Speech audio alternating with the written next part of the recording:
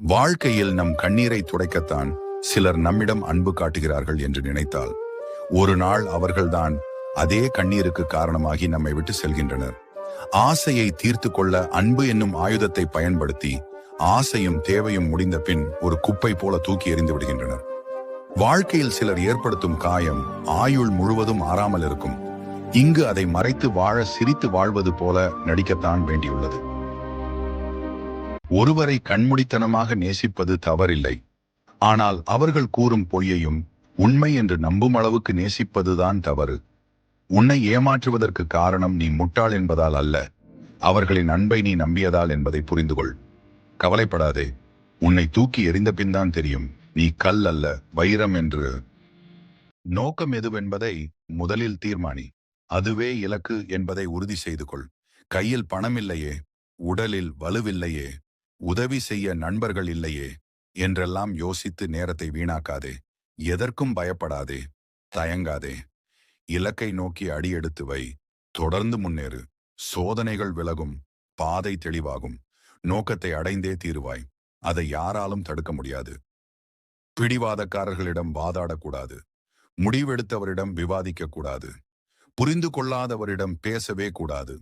பாரமாயிருப்பதை விட தூரமாயிருப்பதே மேல் என்று புரிய வைத்து விடுகின்றன.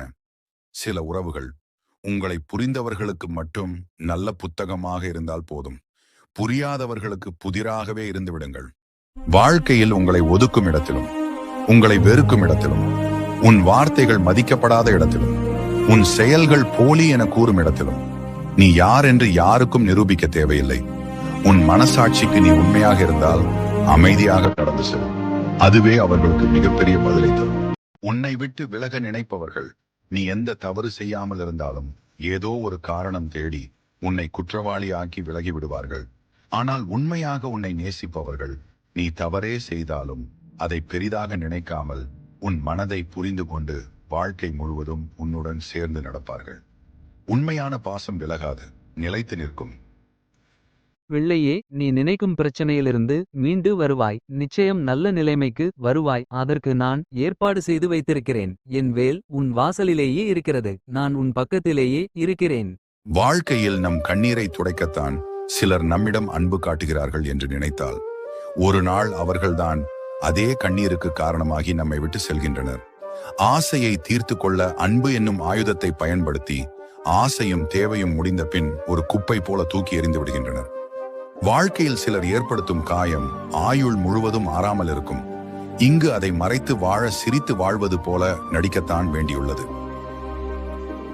நம்மளை யாரெல்லாம் குறைச்சி எடை போடுறாங்களோ, நம்மளை யாரெல்லாம் அவமானப்படுத்துறாங்களோ, அவங்க எவ்வளோ பெரிய ஆளா இருந்தாலும் அவங்களுடைய உறவு நமக்கு வேணாம், அவங்களுடைய தொடர்பு நமக்கு வேணாம், அவங்களுடைய நட்பு நமக்கு வேணாம். இது எல்லாத்தையும் விட நமக்கு முக்கியமானது நம் சுயமரியாதை தான். சுயமரியாதை மட்டும் இல்லைன்னா நம்ம உயிரோட இருந்தாலும் செத்ததுக்கு சமம். எல்லோரும் நமக்காக இருப்பார்கள் என்ற நம்பிக்கையை விட்டுவிடு. இது என்னுடைய வாழ்க்கை, நான் தான் என்னை பார்த்து கொள்ள வேண்டும் என்று முதலில் உன்னை நம்பி ஒவ்வொரு நாளையும் தொடங்கினால் உன்னை விட தைரியமானவன் யாரும் இல்லை. யாரையும் நம்பி நீ மறைந்து போகாதே. உன் வாழ்க்கை புத்தகத்தை எழுதுவது நீயாகத்தான் இருக்க வேண்டும். அடுத்தவருக்கு அந்த வாய்ப்பை ஒருபோதும் கொடுக்காதே. உன் வாழ்க்கை எனும் கேள்விக்கு மற்றவரை பதில் எழுத அனுமதிக்காதே.